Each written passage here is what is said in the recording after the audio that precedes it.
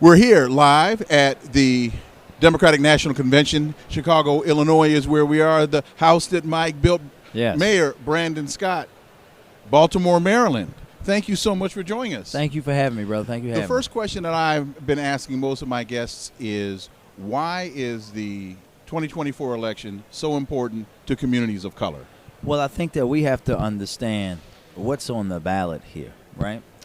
When you think about the failed former president and what he represents and what his vice president nominee represents, they represent a group of people who are now, and I said this earlier at the North Carolina State Breakfast, I am the grandson of a Republican pig farmer from North Carolina.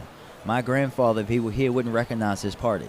They are now a group of people who want to take this country back to not just Jim Crow, but to post-Reconstruction time. That's what's on the ballot. When on the other side, you have Vice President Kamala Harris, who has worked and is the most qualified person to take this job ever running for it, probably in the history of this country.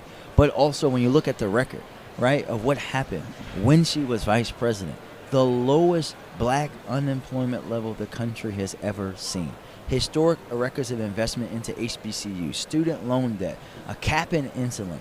The way that this presidential administration and under her leadership, the Office of White House Office of Gun Violence Prevention has worked with mayors like myself and others to focus on the completeness of reducing violence in our communities and seeing them drop historically. Like in my city of Baltimore, where we had the largest single-year reduction in homicides ever last year, 20%, and we're beating that at 28%.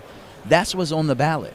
Whether we have a dictator or not is on the ballot. Whether our mothers, our wives, our daughters have the freedom over their bodies is on the ballot. It's that simple. And we know that black women have saved this country from itself time and time again. And it's now time for us to elect one of them to lead this country, and it's far overdue.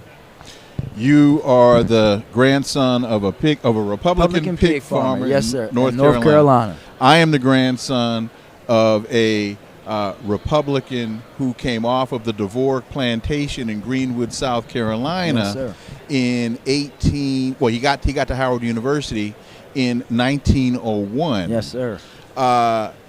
Your grandfather's Republican Party, as you were just alluding to. Yeah. My grandfather's Republican Party. This ain't it. What do you think has been the key to the shift in the dynamic? Well, I think that when you have these small sects and you have these folks who now are being pressured, right? And it's the same thing that happens to folks like me, like the things that they said about me when the Key Bridge collapsed, right? Because when people are elected who are going to do the right thing, even though it's not popular, who are going to make sure that everybody is taken care of, not just a small few, and in this country, typically that means rich, wealthy, straight white men, right?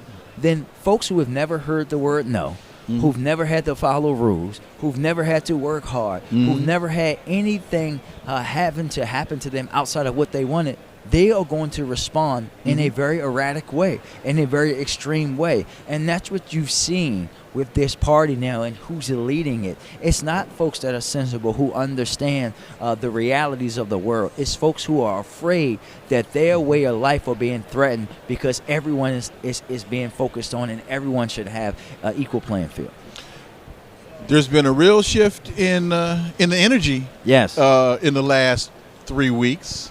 There's a whole lot of energy in this space now that would not have been here 3 weeks ago.